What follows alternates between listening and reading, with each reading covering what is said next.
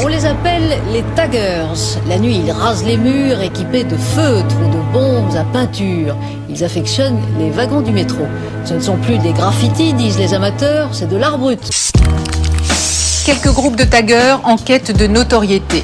Non seulement ils défigurent le paysage, mais en plus ils filment leurs actions et font circuler les cassettes entre bandes organisées.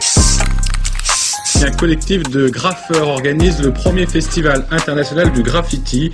Les peintres ont pour mission d'exercer en public leur art et de peindre un mur à leur façon. Le coucher de soleil est magnifique, la vue aussi. Montpellier s'étend devant toi, le pic Saint-Loup en arrière-plan. Tu profites des airs de djembé qui remontent jusqu'à toi. Les nuages sont orange, rose, avec quelques rayons de soleil qui pénètrent encore. Tu regardes ce fameux aqueduc. T'aimerais bien faire un tour dessus, mais une plaque de verre, ou de plexiglas d'ailleurs, t'en empêche. Mais jusqu'où il va d'ailleurs cet aqueduc ? L'envie te prend d'aller faire un tour dans cette direction. Tu descends les marches pour sortir du parc. En chemin, tu croises une bande de jeunes visiblement avec l'intention de profiter d'un apéritif estival. Tu es maintenant en train de longer un parking ouvert. Tu traverses le passage piéton et observes quelques instants les boulistes, qui sont au rendez-vous tous les soirs, un verre de pastis à la main. Ils sont en train de débattre pour savoir qui a le point. Un chien te regarde, il a un œil bleu et un œil marron. Il est beau. Soudain, tu te rappelles qu'il faut que tu passes au tabac acheter une recharge pour ta cigarette électronique. Ça tombe bien, tu te trouves juste à côté de la maison de la pipe. Quel drôle de nom tout de même. Tu traverses un second passage piéton et mince, c'est fermé. Tant pis. Toujours pas d'humeur à rentrer chez toi, tu décides de longer la rue pour te balader dans le quartier et ses jolies petites maisons. Tu passes devant un arrêt de bus où une vieille dame attend à côté d'une jeune fille, un casque sur les oreilles. Elle chantonne une chanson comme si le reste du monde n'existait pas. Tu continues ta route. Au coin de la rue, tu découvres une maison bien singulière, dont tu avais complètement oublié l'existence. La maison est entièrement peinte. Plus une once de blanc ne s'y trouve. Il y a quelques années, tu te souviens avoir pénétré à l'intérieur pour une exposition éphémère. Mais comment ça s'appelait déjà ? Ça te reviendra plus tard. Tu te rappelles que la maison devait être détruite. Pourtant, nous sommes quelques années plus tard. Tu te demandes ce qu'il s'est passé pour qu'elle soit encore debout. Tu décides de t'approcher. Un écriteau se trouve sur la droite du petit portail vert. Atelier parcours, c'est ce qu'il y a d'indiqué. Mais oui, c'est ça, ça te revient maintenant. L'exposition s'appelait Parcours. C'était 3 artistes du coin qui avaient investi la maison de fond en comble, en mélangeant leurs styles et en proposant différentes ambiances. Tu te rappelles maintenant ? Il y avait Al Sticking et ses collages, Small et Salamèche avec leur lettrage. Mais c'est étrange. Cette façade, ça ne te rappelle rien. Peut-être qu'ils l'ont changée ? Maintenant, le fond est bleu, volet compris. Un bleu intense qui attire l'œil immédiatement. Plusieurs personnages parsèment la façade dans des styles différents. Tu peux sentir la patte des artistes. Certains sont déstructurés, un peu à la manière de Picasso. D'autres sont dans un style futuriste. Un crâne, avec plusieurs yeux exorbitants, regarde vers le haut. Et autour, des formes géométriques s'imbriquent. Toujours dans le même panel de couleurs. Du bleu, du orange, du mauve, du rose. Un équilibre s'en dégage pourtant. En regardant à travers le portail, tu aperçois que le mur du jardin est lui aussi peint. Un dessin décomposé en 4 carrés. Tu te dis que chaque carré doit correspondre au travail d'un artiste. Les styles varient, mais pourtant, encore une fois, l'unité est là. En haut à droite, le haut d'un crâne avec un ombrage hachuré qui descend sur ces fameuses formes géométriques, imbriquées les unes dans les autres que tu as retrouvées sur la façade extérieure. Collé à ces formes, tu retrouves le personnage futuriste, avec au-dessus un visage peint, comme si c'était un trait continu. Cela fait maintenant plusieurs minutes que tu contemples les murs de cette maison. Tu prends une grande inspiration et tu remarques qu'il y a comme une odeur de peinture dans l'air. Pas n'importe quelle peinture, cette odeur bien reconnaissable du spray. Tu tends l'oreille, le bruit de la bille ne trompe pas. Il y a quelqu'un à l'intérieur. C'est à ce moment-là que tu remarques qu'une fenêtre est ouverte. Mais qui est à l'intérieur ? Qui investit cette maison ? Et comment se fait-il qu'elle soit toujours debout aujourd'hui ? Bon retour parmi nous, vous êtes toujours à l'écoute de Radio Clapas 93.5 pour cette toute nouvelle émission autour du street art et du graffiti montpelliérain. Après cette petite mise en bouche, j'accueille les fameux artistes qui occupent cette mystérieuse maison et qui vont nous parler de leur démarche. Bonjour à tous les trois, merci d'avoir accepté cette invitation. Bonjour. Salut. Bonjour. Est-ce que vous pouvez commencer par vous présenter ? Alors, je m'appelle Daru, Ouais. un peu plus de 30 ans et céramiste à l'atelier Parcours. Salamèche, graffeur, artiste urbain et artiste à la maison Parcours aussi. Et moi, Siko, graffeur également et artiste, donc à Parcours. Alors déjà, moi j'ai une question qui me vient en tête. C'est quoi le lien du coup entre la céramique et le street art, le graffiti ? Comment tu t'es retrouvé En fait, je me suis retrouvé un peu par hasard parce que ce sont des amis aussi à l'atelier, mais la céramique, je vois pas pourquoi on pourrait forcément cloisonner céramique et street art. On peut très bien utiliser ce médium comme n'importe quel autre médium. Et je fais de la sérigraphie aussi, donc du coup, c'était Ok. un peu le vecteur pour mélanger les deux. Et du coup, tu utilises la céramique dans la rue aussi ou pas du tout ? Non, pas pour le moment, mais c'est en projet. C'est un projet. Ok. Alors, comment vous en êtes arrivé au graffiti, à la céramique ? Comment ça s'est construit un peu votre côté artiste ? Alors, pour ma part, moi, c'est vraiment un domaine familial. C'est le grand-père qui était céramiste. Et j'ai des études de design, de graphisme. Et bon, j'avais envie de revenir un peu plus à quelque chose où on met les mains dedans et sortir un peu de l'ordinateur. Bon, après, j'aime beaucoup la sérigraphie, donc du coup, je voulais essayer de mélanger les deux et remplacer les encres de la sérigraphie par de l'émail et cuire ça après à haute température, qui fait qu'on peut avoir n'importe quelle image sur un support plutôt considéré comme ancien, un peu vintage, et en fait revenir à quelque chose, un mélange d'ancien et de moderne, faire des designs super modernes sur un support en grès ou en porcelaine, par exemple. Du coup, tu as toujours été un peu plasticien, tu as toujours fait ça, quoi. Ouais, c'est vrai que j'ai toujours plus ou moins touché à ça. Mais là, en tout cas, le fait de se mettre dans la terre, c'est quelque chose de très particulier. J'ai commencé à tourner il y a quelques années, avec beaucoup de travail pour arriver à faire un bol qui ressemble un peu moins à une oreille que... Voilà, donc c'est ça. Ok. Les autres ? Oh, moi, c'est pas très original. Je pense que beaucoup de gens, j'en suis venu au graffiti à l'adolescence. Par rapport à ce qui se passait autour, ça m'a plu, j'ai voulu essayer. Un peu comme, je pense, la majorité des graffeurs. Et puis après, voilà, ça m'a plu. Donc, j'ai fait aussi des études d'art appliqué par la suite. Et après, tenter d'en faire quelque chose d'autre. Donc, avec un travail d'atelier en plus.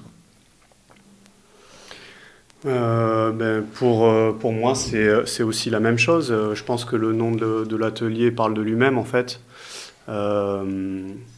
C'est une histoire de parcours, c'est une histoire de plein de rencontres entre les cultures qui nous ont plu, tout ce qu'on avait comme passion étant plus jeune, toute cette culture télévisuelle, culture urbaine, culture hip-hop aussi, qu'on a bien connue durant notre jeunesse et adolescence. On a tous grandi dans les années 90, on va dire. Et on s'est imprégné de tout ça. Après, chacun, avec ses affinités, a développé un médium, a développé un savoir-faire. Alors, ça va être le graffiti pour moi, ça va être la peinture, l'assemblage de différentes matières, la céramique pour Daru, parce qu'il a ce côté aussi passionné avec tout ce qui est matériaux anciens, autour des brocantes, autour des vieux objets, etc. Chacun, on a apporté nos petites affinités comme ça à l'atelier. Et vraiment, le but de ce collectif, c'est d'apporter chacun notre singularité sur justement ce parcours-là et créer une émulation autant que possible à certains moments à travers des projets qui vont soit être lancés par des commandes personnelles, des institutions ou des galeries. On s'adapte à peu près à tous les supports et voilà, autant aller dans la rue que des travaux personnels ou des commandes bien ciblées. Je pense qu'on a cette singularité-là et c'est ce qui fait un peu notre originalité en fait. Mais c'est vrai que c'est aussi le luxe d'avoir un atelier, c'est de partir de la rue et juste de la bombe pour pouvoir arriver après à travailler, avoir un lieu où on peut expérimenter, tester des nouveaux supports, des nouveaux matériaux qu'on ne ferait pas spontanément si on n'avait pas ce lieu pour essayer. Des fois on se plante aussi, on teste des choses, ça marche pas, on recommence. Donc c'est un luxe en fait.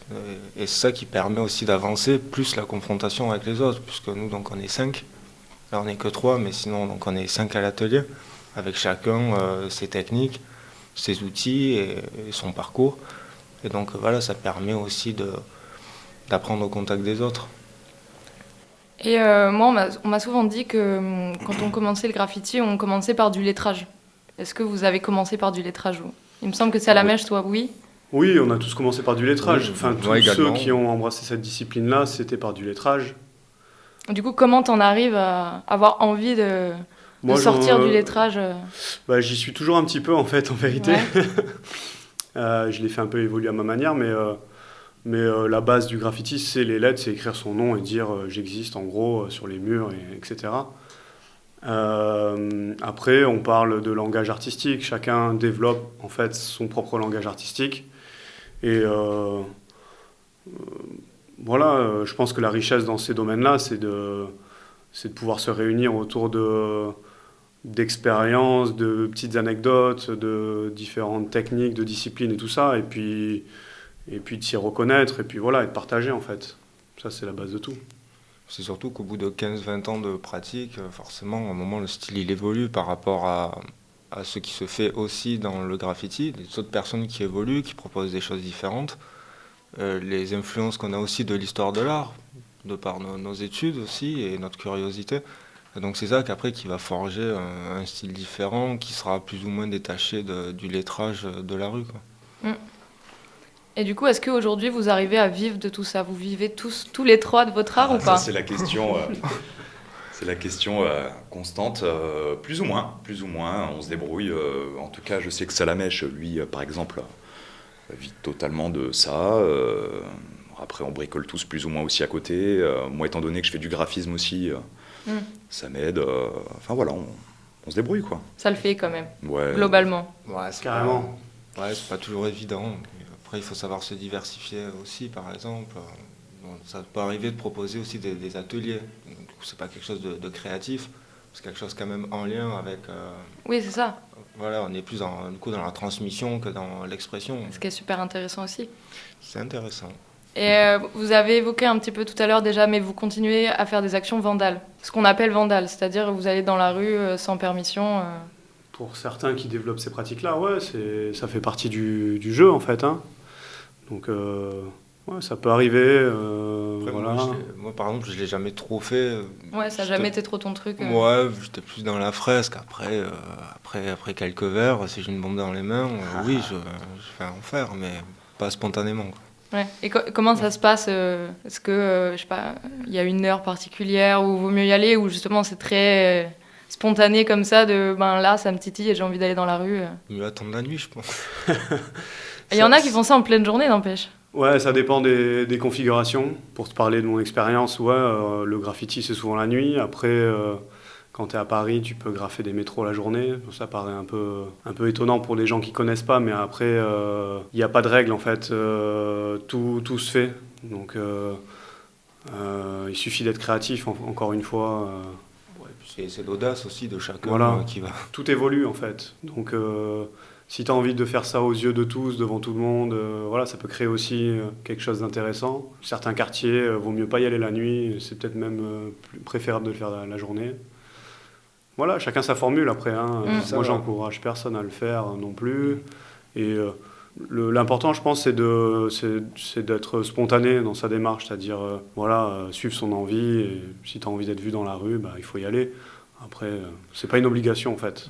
Après, pour ça, c'est pour vraiment ce qui touche au graffiti, mais pour tout ce qui est, on va dire, plus street art, dans une ville comme Montpellier, où c'est plutôt admis, on peut se permettre d'aller faire des pochoirs, des collages, des installations dans la rue en pleine journée. Et les gens, ils sont habitués à en voir, et ils aiment ça, j'ai l'impression, à Montpellier. Donc là, on peut se permettre, en plein après-midi, d'aller faire un collage, d'aller mettre une affiche, je pense que ça... ça pose pas de problème, quoi. Après, si tu tombes quand même sur une voiture de flic qui passe, en général... Ça dépend quel flic, ça dépend quel est le rapport que tu as avec la rue, avec les gens, avec tout ça. Je pense qu'il y a moyen de nouer le dialogue, d'aller à la rencontre des gens, même dans la police, il y a plein de gens, ils aiment l'art, ils aiment certaines démarches en tout cas, d'échanges. On peut voir la police comme des gens qui sont là pour faire régner l'ordre, mais aussi c'est des gardiens de la paix. Donc si tu es là en paix avec les gens et que tu fais quelque chose de positif, des fois ils regardent ça d'un œil bienveillant, des fois ça se passe moins bien. Mais, Tu parles d'expérience ou Ouais, d'expérience et de vécu, et puis des gens avec qui le dialogue peut se nouer et d'autres avec qui il est juste impossible. Donc faut savoir composer avec ça en fait, ça fait partie du truc. Le street art, ça part d'une volonté où on donne pas notre avis aux gens, on impose notre vision ou un travail artistique aux yeux de tous. Après il y a l'art et la manière, donc soit tu arrives et tu fais ça de manière hyper subversive et très agressive et tout ce que tu veux, et ça peut être explosif, éclatant, comme ça peut être juste vécu comme une agression. Ou alors tu fais ça dans l'anonymat le plus total, en étant caché et tout ça. Ou soit tu fais ça, tu construis un projet où tu impliques les citoyens dedans, etc. Enfin, il y a plein de choses, il y a plein de différentes manières de le faire. Et le tout, c'est d'utiliser les bons mots, d'utiliser les bonnes formules, en fait. On peut tout faire aujourd'hui. Il y a plein de gens qui disent « Oh, on peut plus rien faire, si, ça ». Moi, je pense que c'est tout l'inverse, en fait. Ça reste toujours un échange, de toute façon, entre l'artiste et le spectateur. Après, il faut voir quel échange on a envie que ce soit. Comme vient de le dire Adrien. Si tu veux que ce soit de la confrontation, c'est de la confrontation. Il y a des gens dans le hip-hop, parce que c'est quand même une culture qui vient de la culture hip-hop. Le graffiti, c'est une des disciplines, une des 5 disciplines. Le street art, c'est un peu l'enfant du graffiti. C'est un domaine qui reprend un peu des codes, qui emprunte des codes au graffiti, mais qui s'élargit à plusieurs domaines d'activité dans le sens médium et dans le sens pratique. Et ensuite, dans cette culture hip-hop, encore une fois, il y a la confrontation, il y a dénoncer, il y a réunir, il y a communier, il y a plein de façons de le voir, il n'y a pas qu'une façon de le faire en fait. C'est quand même hyper complet. Et vous en pensez quoi ? T'en as un petit peu parlé, mais j'ai l'impression que c'est très dynamique Montpellier par exemple, vis-à-vis du graffiti et du street art. Après, qu'est-ce que vous en pensez Moi perso, je peux pas trop comparer avec d'autres villes. Je vis ici, je bouge pas trop, mais c'est surtout dans l'acceptation des gens, dans ce qu'on peut voir sur les réseaux sociaux ou dans la rue. Les gens, j'ai l'impression qu'ils sont quand même plutôt ouverts avec ça, ils se déplacent pour aller au vernissage, ils prennent en photo ce qu'ils voient dans la rue. Moi, quand je fais des collages, les gens qui passent, qui viennent me parler, c'est toujours gentiment, ils sont contents. C'est jamais pour me dire « Ouais, vous dégradez ». Ça t'est jamais arrivé ? Il y a quand même des gens qui restent sceptiques. Pour l'instant, non. Peut-être qu'après, les gens qui n'aiment pas ça, ils s'arrêtent pas pour me le dire. Peut-être. Mais il y a des bons retours, donc j'ai l'impression que oui, à Montpellier, les gens sont peut-être un peu demandeurs de ça, ils ont envie de voir des choses quand ils se promènent dans les cuissons ou ailleurs. Ouais, c'est très dynamique à Montpellier, il y a plein de structures qui se montent. On n'est pas le seul atelier à exister, il y a plein d'autres ateliers à Montpellier qui se sont montés de manière privée, sous plusieurs formes en fait, des espaces de coworking par exemple, des jeunes créatifs qui prennent un local et qui partagent un local pour créer justement une espèce de conditions de travail comme ça très créatives. Nous, on a la chance d'avoir l'atelier Parcours aux Arceaux qui nous est gracieusement prêté par l'architecte François Fontès. Donc c'est du mécénat culturel, c'est encore une fois quelque chose qui pourrait ne pas exister ou qu'on pense qu'il n'existe plus, mais en fait c'est une réalité. Donc on peut profiter d'un espace de création grâce à du mécénat culturel comme ça. Donc ça c'est génial. C'est une chance. C'est une grande chance pour nous. Et puis à côté de ça, il y a d'autres structures comme la So Line Up, comme les différentes galeries privées qui diffusent notre art. Il y a différentes associations qui sont à l'initiative d'événements artistiques, que ce soit en extérieur ou dans des espaces plus confinés. Je pense qu'il y a une vie assez dynamique de ce côté-là. Et c'est la culture d'aujourd'hui, donc de toute façon, de plus en plus. Moi, je pense qu'aujourd'hui, le street art est tourné à toutes les sauces. Il peut être vu comme très commercial, très utilisé, très réutilisé par les marques, etc. À nous, artistes, d'utiliser les bons mots, d'utiliser les bons codes et de le promouvoir à notre manière. Je pense qu'on a tous les outils à disposition, que ce soit les réseaux sociaux, que ce soit notre manière de faire de l'art, de l'exposer, etc. Donc aujourd'hui, chacune de ces structures-là apporte sa vision. Et à Montpellier, on peut jouir d'une grande diversité de visions autour de cette culture-là. Et il n'y en a pas une qui est vraie par rapport aux autres ou qui est plus valable qu'une autre. Il faut juste trouver la sienne, en fait. Voilà, il y a le graffiti alternatif, le graffiti subversif qui existe toujours, qui est assez actif en ce moment même. Voilà, il y a des gens qui préfèrent juste regarder cette scène-là, voir les graphes dans la rue. D'autres qui préfèrent le street art un petit peu plus mainstream, un peu plus grand public. Chaque démarche peut se respecter aussi. Daru, lui, il a une démarche beaucoup plus personnelle qui est axée sur des techniques ancestrales et tout. Ça apporte quelque chose aussi. Ça ramène à l'histoire, ça ramène à plein de choses qui sont intéressantes. Voilà, chacun apporte sa petite pierre à l'édifice, je pense.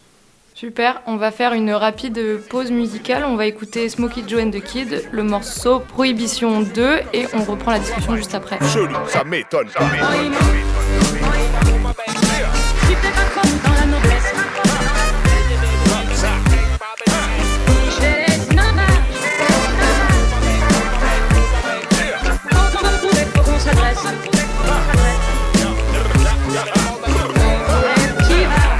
Tu peux me trouver dans les petits bars, ATT des nibards, Hilar, Wicca, je suis le pire des islards. Du lundi soir jusqu'au dimanche matin, je bois pour oublier que ce monde est rempli d'immenses catins. Mais je veux pas noyer mes soucis, je fais boire mes joies en buvant de la bière dans un petit bar liégeois.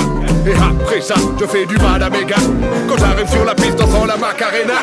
L'alcool te rend beau, moi il me rend pauvre car comme quand y a plus de rhum et que j'enchaîne à la vodka pomme. Pour la promo de l'album, le gros dinos la donne. Et on t'a ma moonwalk à faire pâlir ce pauvre Jackson. Je tourne sur la tête et ma tête tourne. C'est que tu vois ou que tu vois, dis-toi que moi j'ai le double. Je vois peut-être trop, mais j'ai toujours un œil avisé qui surveille ma tenue bouteille, ne t'invite pas de l'attiser. L'alcool me réchauffe à moi l'Alaska. On ne peut pas boire au travail donc je ne travaille pas. Je fais des concerts que pour les catering, j'aime qu'on me donne à manger. Que mon budget est allégé par mes roms arrangés. Je remplace ton boss déchu, je vois tous tes potes déçus. Dis-leur bien qu'ici c'est Big Josh qui vote des culs. Avec ses abdos et ses becs l'harmonie. Invite-le à ton apéro, tu peux connaître la folie.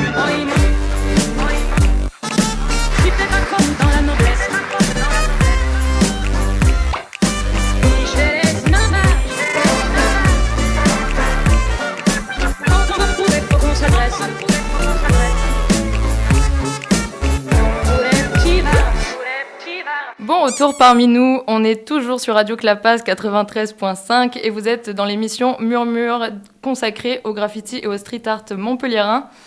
Pour les amateurs de Nintendo, dans la musique, vous aurez pu reconnaître le bruit de Yoshi, mais alors ça c'est vraiment si vous êtes très attentifs.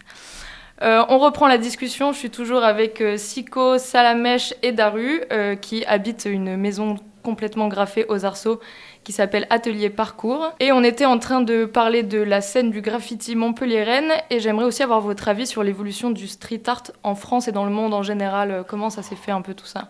Votre avis ? Il y en a beaucoup. T'as beaucoup d'avis ? Non, il y a beaucoup. Dans le monde, c'est tellement général, c'est pas. Enfin, on vit pas tous les mêmes choses.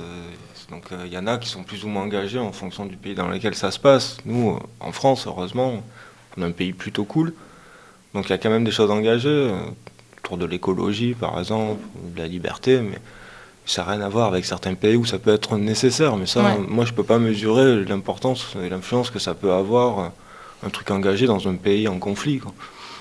La question sous-jacente, c'est aussi, par exemple, est-ce qu'aujourd'hui, par exemple, là, il y a eu le vol d'une œuvre de Banksy qui est dans la rue, il y en a une qui va être mise aux enchères, toute cette dynamique-là, vous en pensez quoi aussi par rapport à, est-ce qu'on peut appeler ça du street art si c'est dans un musée ? Oui. Est-ce que c'est encore le nom, parce qu'il y a quand même le nom street art, c'est quand même rue. Ouais, mais ça, ce sont des appellations, mais après... Un truc qui était dans la rue et qui est démonté pour être vendu, c'était quand même fait dans la rue. Après, ce qui se passe après, l'artiste, limite, il est pour rien, quoi. Ah, complètement. Après, il faut aussi voir qu'à un moment, quand on a envie d'en faire un métier, il y a une réalité économique qui fait qu'on ne peut pas se permettre juste d'acheter du matériel ou de le voler, peu importe, de faire tout un travail, une démarche de recherche, d'exécution, de mettre dans la rue. Et voilà, à un moment, c'est normal de vouloir aussi une contrepartie, et si des galeries ouvrent leurs portes, oui. Après, tout le monde n'est pas capable de fournir un travail de galerie. Ça demande une autre démarche. Pourquoi on serait contre? À un moment, si on dit que c'est une forme artistique comme les autres, pourquoi ne pas être dans les galeries? Pourquoi ne pas vendre? Moi, ça me choque pas, quoi. Tant que ça reste sincère, qu'il n'y a pas un truc un peu cynique là-dedans, de vouloir juste surfer là-dessus, faire des trucs dans la rue pour avoir une espèce d'alibi, de se dire c'est bon, j'ai fait un truc dans la rue, et puis après faire juste ces trucs un peu nazes de pop culture, tout ça à la chaîne. Moi, ça me dérange pas. Hein. On peut faire le parallèle encore une fois avec la musique, où on demande à des rappeurs si ce qu'ils font c'est de la musique, c'est de la chanson française ou des choses comme ça. Bah oui, c'en est. Et le street art, l'art urbain contemporain, on peut l'appeler comme on veut.